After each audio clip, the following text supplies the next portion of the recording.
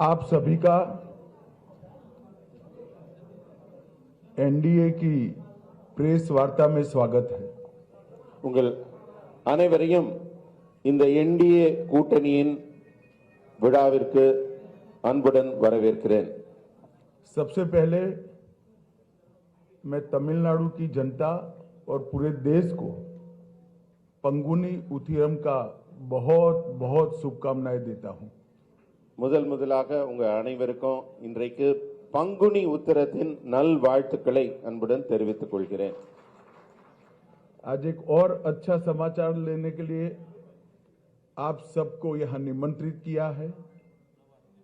आज एआईडीएमके और भारतीय जनता पार्टी के नेताओं ने मिलकर तय किया है कि आने वाला तमिलनाडु विधानसभा चुनाव एआईडीएमके, भारतीय जनता पार्टी और सभी साथी दल मिलकर एनडीए के नाते लड़ेंगे। உங்கள் அனைவருக்கும் ஒரு மிக முக்கியமான ஒரு நல்ல தகவலை அறிவிக்கவும் இந்த விழாவை நாங்கள் கூட்டியிருக்கிறோம். இன்றைக்கு பாரதிய ஜனதா கட்சியின் தலைவர்களும் அஇஅதிமுகவின் தலைவர்களும் ஒன்றாக இணைந்து இந்த கூட்டணியை உருவாக்கி இருக்கிறார்கள். அடுத்து வரப்போகிற ஒரு தேர்தலை என்டிஏ கூட்டணியின் இதர கட்சிகளுடன் இணைந்து நாங்கள் சந்திக்க இருக்கிறோம். இந்த தகவலை உங்கள் அனைவருக்கும் இன்று அறிவிப்பதற்கான கூட்டம் இது. ये चुनाव राष्ट्रीय स्तर पर नरेंद्र मोदी जी के नेतृत्व में और राज्य स्तर पर एआईडीएमके के नेता एड़ापाडी जी के नेतृत्व में लड़ा जाएगा. இந்த தேர்தல் தேசிய அளவில் திரு மோடி அவர்களின் சீரிய தலைமையிலும் தமிழ்நாட்டில் அஇஅதிமுகவின் தலைவர் திரு எடப்பாடி அவர்களின் தலைமையிலும் நடைபெற இருக்கிறது. एक प्रकार से 1998 से एआईडीएमके एनडीए गठबंधन का हिस्सा है और लंबे समय तक मोदी जी और महान जयललिता जी ने साथ में मिलकर राष्ट्रीय राजनीति में काम किया है. 1990 கட்சி கூட்டணியை தொடர்ந்து அமைத்து வருகிறது. இது ஒரு இயல்பான கூட்டணி. அவங்க மேடம் ஜெயலலிதா அவர்கள் காலத்திலிருந்து தமிழ்நாட்டில் உள்ள பல இடங்களில் இந்த கூட்டணி போட்டியிட்டு இருக்கிறது. और एक समय पर बीजेपी एआईडीएमके अलायंस ने 39 में से 30 लोकसभा सीट जनरल इलेक्शन में जीती थी. தமிழ்நாட்டில் ஒரு முறை 39 இடங்களில் 30 இடங்களை இந்த கூட்டணி வெற்றி பெற்றிருக்கிறது. मुझे पूरा विश्वास है कि आने वाले दिनों में जो चुनाव होने वाला है वो जनरल इलेक्शन में एनडीए प्रचंड बहुमत हासिल करेगा और तमिलनाडु में फिर से एक बार एनडीए की सरकार बनेगी. வரப்போகிற தேர்தலில் எனக்கு முழு நம்பிக்கை இருக்கிறது. பாரதிய ஜனதா கட்சி அதிமுகவின் இந்த என்டிஏ கூட்டணி மிக பெரும்பான்மையான வாக்குகளை பெற்று ஆட்சி அமைக்க போகிறது. अब बाकी सारी कई बातें मुझे कहनी है, मगर मुझे लगता है आप सवाल पूछ ही लोगे, तब मैं सेशन को क्वेश्चन आंसर के लिए ओपन करता हूं. நீங்க நிறைய விஷயங்கள் பேச வேண்டி இருக்கிறது. அதற்கு முன்னாடி நீங்க எல்லாம் ரொம்ப ஆவலா இருப்பீங்க, நிறைய கேள்விகளை கேட்க வேண்டும் என்று. உங்க கேள்விகளோட தொடங்குகிறோம். அதிலேயே எங்க பதில்கள் எல்லாம் உங்களுக்கு கிடைத்துவிடும். एडीएमके और भाजपा का ये जो अलायंस का मतलब मिलके राज्य यहाँ पे बनाएंगे क्या पूछ रहे हैं? सरकार, कोएलिशन सरकार. जी, हम साथ में सरकार बनाएंगे. हम चुनाव एड़ापाडी जी के नेतृत्व में लड़ेंगे. நாங்கள் இணைந்துதான் இங்கே ஆட்சி அமைக்க போகிறோம். அந்த மாதிரி கூட்டணி ஆட்சி தான் நடைபெற போகிறது. திரு எடப்பாடி அவர்களின் தலைமையில் தான் இந்த கூட்டணி நடைபெற போகிறது. एक एक कर पूछिए भाई. ஒவ்வொருவரா கேளுங்க. ஒருத்தரா கேளுங்க. கேள்விகள் ஒருத்தரா एक व्यक्ति पूछो ना. Sir, what are the sir here? अगर जीतेंगे तो भाजपा के जो एमएलए ना मंत्री बनेंगे क्या पूछ रहे? वो हम जीतने के बाद तय करेंगे. मैं कोई कंफ्यूजन छोड़ना नहीं चाहता. डीएमके के लिए हम एड़ापाड़ी जी के नेतृत्व में चुनाव लड़ेंगे। Sir, what are the demands? வெற்றி பெற்ற பிறகு அதற்கான பதிலை சொல்லுகிறோம். இப்ப நாங்க திமுகவோட எந்த விதமான இந்த மாதிரி குழப்பத்துக்கும் ஆளாக்க விரும்பவில்லை. அதனால ரொம்ப தெளிவா சொல்றோம். திரு எடப்பாடி அவர்களின் சீரிய தலைமையில் இந்த கூட்டணி அமைகிறது. வெற்றிக்கு பிறகு முடிவு செய்யப்படும். Sir, एक second. sir, what are the demands that ADMK came to alliance with BJP, that NDA? Demand क्या है पूछ रहे हैं? किसका? Alliance- The ADMK demands. AIADMK का कोई कंडीशन नहीं है, कोई डिमांड नहीं। Sir, जरा बताओ भाई तमिल में। ஏடிஎம்கேவோட டிமாண்ட் என்னன்னு அவர் கேட்டதுக்கு ஏடிஎம்கேவோட எந்த விதமான அவங்க டிமாண்டும் வைக்கவில்லை. இது ஒரு இயல்பான இயற்கையான கூட்டணி. sir, अरे भाई, आप पहली बार प्रेस कॉन्फ्रेंस में आ रहे हो, आप हाथ खड़ा करो, श्रीकांत विल गिव चांस। ஒரு நிமிஷம் நீங்க சொல்லுங்கண்ணா, நீங்க சொல்லுங்க. sir, what about O Pannirselvam and TT Vidyanagaran? Are they also part of the NDA, or you wanted a united AIADMK, sir? AIADMK के इंटरनल अफेयर्स में हमारा कोई इंटरफियरेंस नहीं होगा। जहां तक एनडीए के साथी दलों का सवाल है, एआईडीएमके और बीजेपी का तमिलनाडु यूनिट बैठकर तय करेगा। அதிமுகவின் தனிப்பட்ட அவங்க கட்சி விடயங்களில் நாங்கள் தலையிட போவதில்லை. மற்றபடி தேர்தல் விஷயங்கள்ல அவர் தலைமையில நாங்க எல்லாரும் அமர்ந்து பேசி எங்களுடைய திட்டமிடலை செய்கிறோம். ஒருத்தர் மாத்தி மாத்தி கேக்குறேன். நீங்க கேட்டீங்க, நீங்க சொல்லுங்க, நீங்க சொல்லுங்க, எந்திரிச்சிருந்து சொல்லுங்க.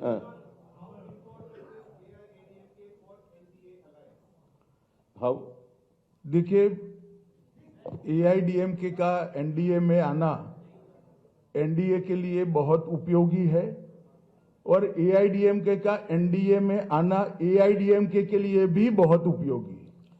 இந்த கூட்டணியில அதிமுக என்டிஏக்குள்ள வருவது அவர்களுக்கும் என்டிஏக்கு அதிமுக வருவதும் இருவருக்குமே வின்-வின் சிச்சுவேஷன், இருவருக்குமே பலனளிக்க கூடியது. பின்னாடியிலன்னு சொல்லுங்க சார், சொல்லுங்க, எந்திரிச்சு நில்லுங்க மேடம், சொல்லுங்க சொல்லுங்க, நீங்க சொல்லுங்க சொல்லுங்க.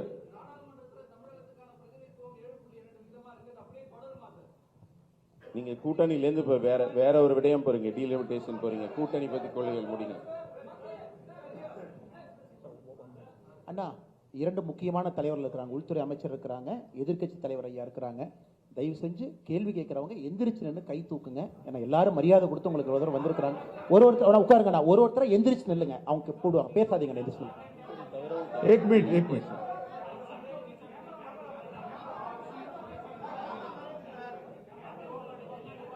सीटों की संख्या और सरकार बनाने के बाद मिनिस्ट्री का बंटवारा दोनों यूनिट्स हमारे साथियों के साथ बैठकर बाद में तय करेंगे। யார் யாருக்கு எத்தனை தொகுதிகள் என்பதும் வெற்றி பெற்ற பிறகு எப்படி அவங்க ஆட்சியில் பங்கு பெற போகிறார்கள் என்பதெல்லாம் பின்னாடி தான் பேச போறோம். இப்ப அது பேசு பொருளாக இல்லை. एक सेकंड। சொல்லுங்க சார், சொல்லுங்க சார்.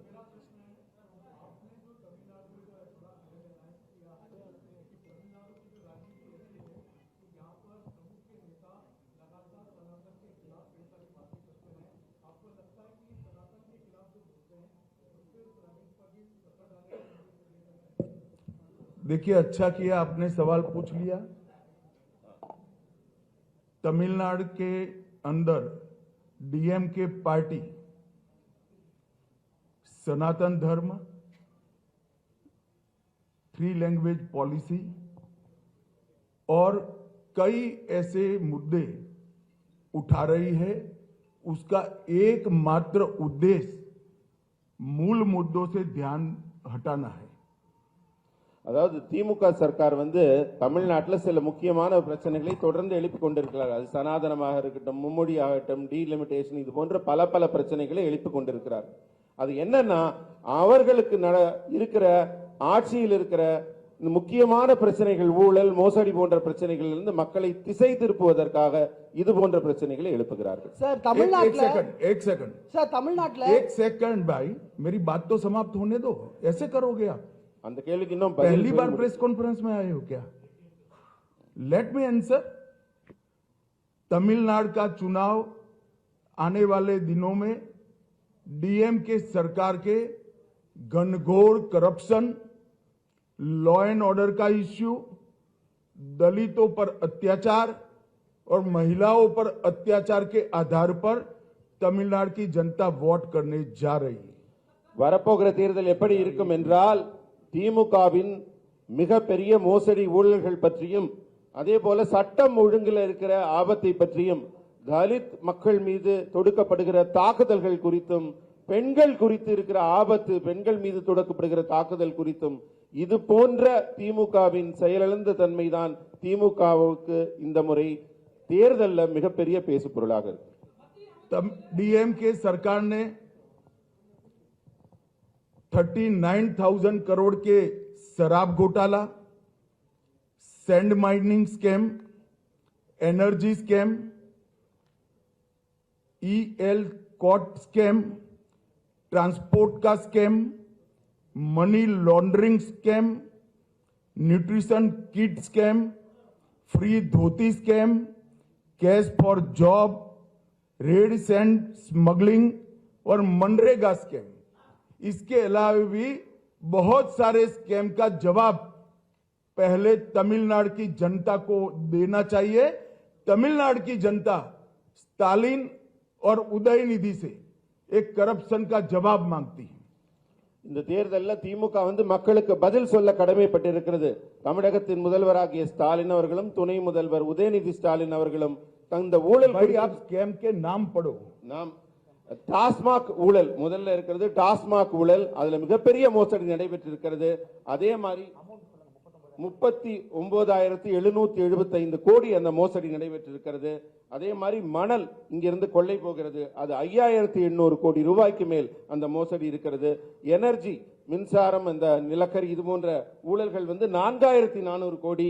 எல்காட் நிறுவனத்தில் நடைபெற்றிருக்கிற அரசு நிறுவனத்தின் பங்குகள் விற்பனை மூலம் மோசடி 3,000 கோடிக்கு மேல் இருக்கிறது। போக்குவரத்து துறையில் நடைபெற்றிருக்கும் ஊழல் 2,000 கோடிக்கு மேல் இருக்கிறது।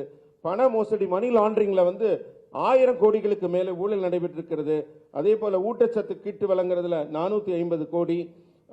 அதே மாதிரி இலவச வேட்டி சேலை, அரசு வேலைக்காக பணம் பெறுவது, செம்மண் கடத்தல் என்று திமுகவின் மோசடியில மன்ரேகா ஸ்கீம் சொல்ற அந்த கிராமப்புற வேலைவாய்ப்பு திட்டத்துல கூட மிகப்பெரிய ஊழல், ஒரு தனிநபருக்கு கிட்டத்தட்ட 45,000 ரூபாய்க்கு மேலே மோசடி நடைபெற்றிருக்கிறது। இதற்கெல்லாம் பதில் சொல்லும் நிலைக்கு இந்த முதல்வரும் துணை முதல்வரும் மக்களுக்கு பதில் சொல்ல கடமைப்பட்டுள்ளார்கள்। பிரதர் ஒரு நிமிஷம், நீங்க எந்த மீடியா இருந்தாலும் சரி ஒருத்தருக்கு வாய்ப்பு கொடுக்க விட உங்க பேரு உங்க மீடியா சொல்லிட்டு अरे भाई ओ रहने दो ना। சொல்லுங்க, அடுத்த கேள்வி கேளுங்க। சொல்லுங்க தம்பி। தமிழ்நாட்டில் நீட் தேர்வு ஒரு பெரிய பிரச்சனையா இருக்கு। இந்த நீட் தேர்வுல திமுக தொடர்ச்சியா அதுல பிரச்சனை பண்ணிட்டு இருக்காங்க। அண்மையில கூட ஒரு அசம்பிளி பார்ட்டிஸ்ல எல்லாம் கூப்பிட்டு அவங்க ரெசல்யூஷன் போட்டுட்டு இருக்காங்க। இந்த மாதிரி விஷயங்கள்ல தமிழ்நாட்டுக்கு பிஜேபி டெட் அகைன்ஸ்டா இருக்கு அப்படின்றத ஃபீல் பண்றாங்க। சோ உங்க அலையன்ஸ் இதுக்கு எப்படி பதில் சொல்லுவீங்க? नीट का इश्यू तमिलनाडु में बहुत बड़ा समस्या। देखिए नीट का इश्यू भी ये लोग ध्यान भटकाने के लिए खड़ा कर रहे हैं और डीलिमिटेशन का इश्यू भी ये लोग ध्यान भटकाने के लिए खड़ा कर रहे हैं। மக்களின் கவனத்தை திசை திருப்புவதற்காக மட்டுமே நீட், டீலிமிட்டேஷன் போன்ற பிரச்சனைகளை திமுக பயன்படுத்துகிறது।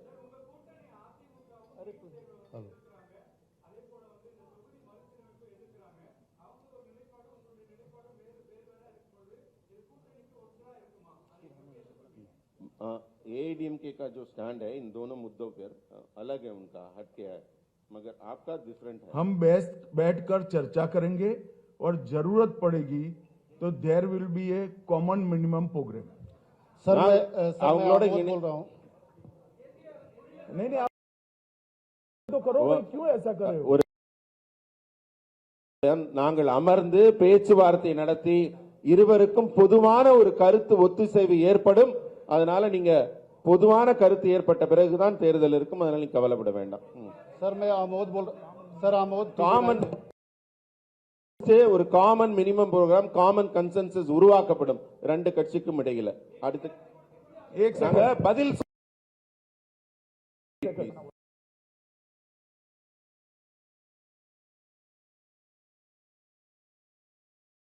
கேள்வி பதில் சொல்லி முடிச்ச பிறகு கேள்வி கேளுங்க, பதில முழுமையா வாங்குங்க, then you ask question, you should take the reply properly। Sir sir sir मैं मैंने नीट के बारे में ही कहा, शायद आपने सुना नहीं। நீங்க சொல்லுங்க सर मैं आप ट्रांसलेशन அதுக்கு அதே கேள்வி கேட்கறீங்க, அதுக்கான பதில் சொல்லி ஆகிவிட்டது. பொதுவான கருத்து ஒத்துசை வந்த பிறகுதான் நடக்கும். सर मैं आमोद बोल रहा हूं। आपने एक विषय कहा कि तमिलनाडु में करप्शन बड़ा इशू है, लेकिन उसको काउंटर करने के लिए बार बार भाषाई और डिलिमिटेशन का विषय लाया जा रहा है, कैसे काउंटर करेंगे? हम जो जनता के असली मुद्दे हैं उसको लेकर जनता के बीच में जाएंगे, और मैं मानता हूं कि तमिलनाडु की जनता असली मुद्दों को जानती है और डीएमके से जवाब भी चाहती है। நான் தமிழ்நாடு மக்களை சந்திக்கும் போது தமிழ்நாடு மக்களின் உண்மையான பிரச்சனைகளை, அவங்க எந்த துன்பத்தில் இருக்காங்களோ அதை எடுத்துட்டு போவோம். மக்களுக்கும் மிக நன்றாக தெரியும் அவங்க பிரச்சனை என்னவென்று. அதனால மக்கள் பிரச்சனைகளை இந்த தேர்தலில் முன்னிறுத்துவோம். திமுக அவங்கள மாதிரி மடை மாற்ற மாதிரி கவன திருப்பு வேலைகளில் நாங்கள் ஈடுபட மாட்டோம். நேரடியான மக்கள் பிரச்சனைகளில் ஈடுபடுவோம். சொல்லுங்கண்ணா. सर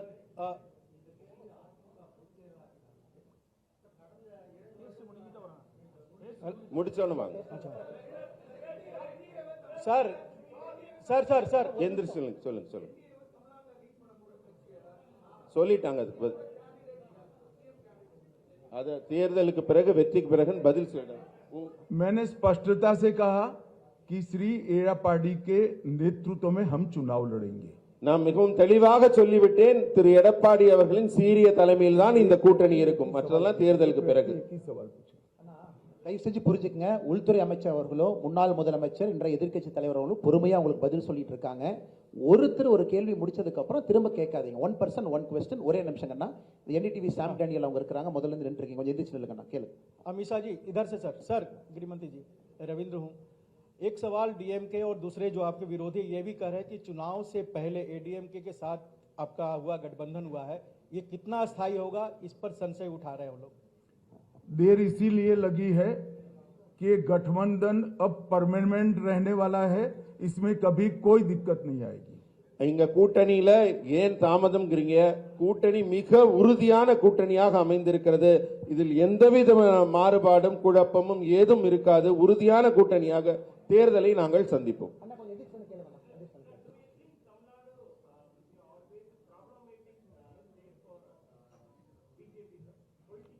जरा भी नहीं। हम तमिल भाषा, तमिल संस्कृति और तमिल जनता का भारतीय जनता पार्टी गौरव भी करती है और सम्मान भी करती है। தமிழ் மக்களையும் தமிழ் மாநிலத்தையும் தமிழ் மொழியையும் நாங்கள் எங்கள் கௌரவமாக கருதுகிறோமே தவிர என்றுமே தமிழ்நாட்டை பாஜக பிரச்சனைக்குரிய மாநிலமாக கருதியதில்லை. ये नरेंद्र मोदी जी ही थे जिन्होंने महान तमिल परंपरा से सेंगोल को संसद के अंदर प्रस्तापित किया। डीएमके ने कभी मांग नहीं की। ஆனா நாங்க மோடி அவர்கள் தமிழ்நாட்டை மதித்து தமிழ் கலாச்சார பண்பாட்டை மதித்து பாராளுமன்ற புதிய கட்டிடத்தில் செங்கோலை நிறுவினார். ஆனா திமுக அதை எதிர்த்தது. ये मोदी जी ही थे जिन्होंने काशी तमिल संगमम और सौराष्ट्र तमिल संगमम की शुरुआत की।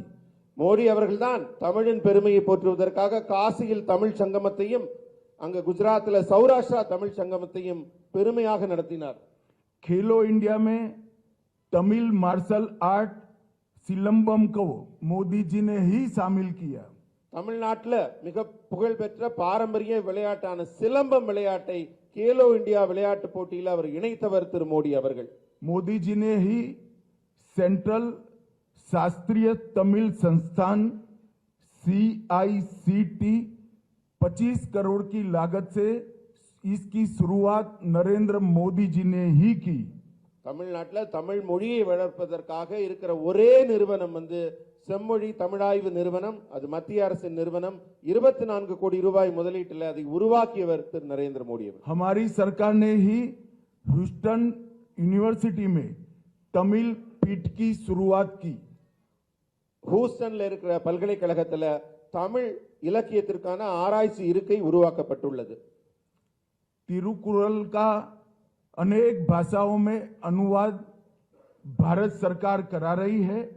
उसमें से 63 लैंग्वेज में इसका ट्रांसलेशन पूरा हो चुका है।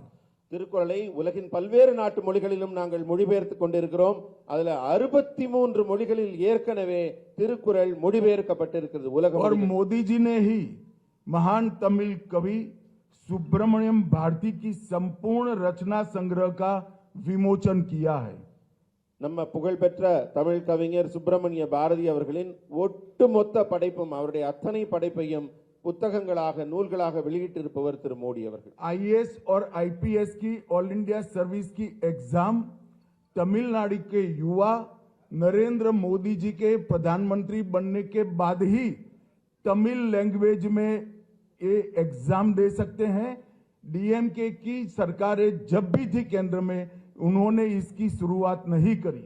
இன்றைக்கு பொது தேர்வுகள் எழுதுகிறாங்க, ஐஏஎஸ் ஐபிஎஸ் போன்ற தேர்வுகள் எல்லாம் இன்றைக்கு தமிழ் இளைஞர்கள் தமிழில் எழுத முடிகிறது. ஆனா மத்தியில திமுக ஆட்சியில் இருந்தபோது இந்த தமிழில் எழுதக்கூடிய இந்த நிலை கிடைக்கவில்லை, இருக்கவில்லை. मोदी जी ने ही सीएपीएफ के पेपर्स तमिल भाषा में उपलब्ध कराने का काम किया। इसके पहले सिर्फ अंग्रेजी और हिंदी में ही पेपर्स दिए जाते थे। மத்திய ஆயுத காவல் படைக்கான தேர்வுகளிலும் இதே நிலைதான் இருக்கிறது. இப்ப தமிழ்லையும் இந்திய மொழிகள் பல மொழிகளில் எழுத முடியுது. ஆனா இதற்கு முன்பு திமுக இருந்த கூட்டணி ஆட்சியில் இருந்தபோது வெறும் இந்தி மற்றும் ஆங்கிலத்தில் மட்டும்தான் எழுதும் நிலை இருந்தது. और जहां जहां भारतीय जनता पार्टी की एनडीए की सरकारें हैं वहां मेडिकल और इंजीनियरिंग के कोर्स का लोकल लैंग्वेजेस में ट्रांसलेशन हो चुका है, पढ़ाई की व्यवस्था की है। मैं 3 साल से मांग कर रहा हूं, स्टालिन जी मेडिकल और इंजीनियरिंग की पढ़ाई तमिल में नहीं कराते हैं। எங்கெல்லாம் என்டிஏ ஆட்சி நடக்கிறதோ அங்கெல்லாம் மெடிக்கல் மற்றும் இன்ஜினியரிங் படிப்பிற்கான பாட புத்தகங்கள் அந்த பிராந்திய மொழியில் அவங்க தாய் மொழியில மொழிபெயர்க்கப்பட்டு அவங்க எல்லாம் படிக்கிறாங்க, உயர்கல்வி படிக்கிறாங்க. நான் 3 ஆண்டுகளாக தமிழகம் வரும்போது தமிழக முதல்வராக இருக்கும் ஸ்டாலினிடம் திரும்ப திரும்ப சொல்லுகிறேன், தமிழில் நீங்க மருத்துவம் மற்றும் உயர்கல்வி பொறியியல் படிப்பை பாட புத்தகங்களை உருவாக்குங்கள் என்று. ஆனா இதுவரை அந்த வேலை நடைபெறவில்லை. और मैं आज तमिलनाडु की जनता को पूछने आया हूं, डीएमके ने तमिल भाषा के लिए क्या किया वो जरा डीएमके तमिलनाडु की जनता को बता दे। நான் கேட்கிறேன், திமுக இதுவரை தமிழ் தமிழ் என்று சொல்கிறார்களே, தமிழ் மொழியின் வளர்ச்சிக்காக என்ன செய்திருக்கிறார்கள் என்பதை தமிழக மக்களிடம் பட்டியலிட முடியுமா? हो गए आपका सवाल, सिट डाउन। சார், பாஜகவினுடைய மாநில தலைவர் மாற்றப்பட்ட பிறகுதான் அதிமுக தேசிய ஜனநாயக கூட்டணி இணைந்திருக்கா? ஏன்னா 2023 வெளியேறும் பொழுது மாநில தலைவருடைய குற்றச்சாட்டை முன் வச்சு தான் வெளியே போயிருந்தாங்க. இத பாஜக தலைமை எப்படி பாக்குது? एडीएमके ने अभी तक ना अलायंस में शामिल नहीं हुआ क्योंकि वो स्टेट प्रेसिडेंट को बदलाव होने के बाद ही आने के लिए ये जरा भी सच बात नहीं। आज भी अन्ना मनाई स्टेट प्रेसिडेंट है। அதாவது இது கொஞ்சம் கூட உண்மை இல்லை. ஏன்னா இன்றும் திரு அண்ணாமலை அவர்கள்தான் இங்கே மாநில தலைவராக உங்கள் முன் அமர்ந்திருக்கிறார். That is why he is sitting with me. அதனாலதான் அவர் என் பக்கத்துல இங்க அருகில் அமர்ந்திருக்கிறார். இதுல உண்மை இல்லை.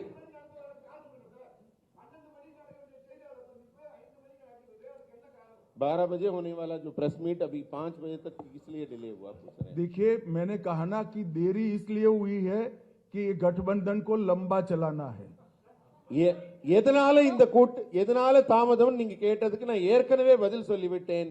நீண்ட உறுதியான வலுவான கூட்டணி அமைப்பதற்காகத்தான் காலதாமதமானது. सर, जिसने पूछ लिया है प्लीज हाथ ऊपर मत करिए।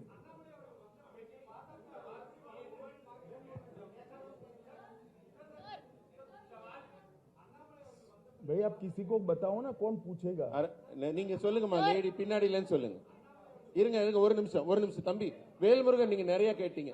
நீங்க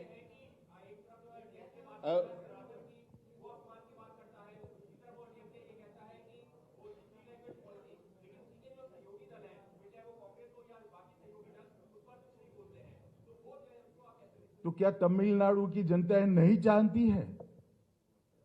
कांग्रेस क्यों चुप है? डीएमके के ऐसे मुद्दे के साथ देश में और कोई पार्टी नहीं। அதாவது தமிழக மக்கள் என்ன ஏதும் அறியாதவர்களா, அவர்களுக்கு ஒன்றும் தெரியாமல் இருக்கிறார்களா? காங்கிரசின் நிலைப்பாடு என்ன, அவர்கள் சொல்வது என்ன, எதை அவர்கள் தேர்தலில் முன்னிறுத்துகிறார்கள் என்பதை அறிந்தவர்களாக இருக்கிறார்கள். நீங்க சொல்லுங்கம்மா. Sir, you said in your tweet இருங்கம்மா. that Annamalai's skills would be leveraged to the national level. Would that be moving Annamalai to the national level, or will Annamalai sir will have to play a role in the 2026 elections of Tamil Nadu as well?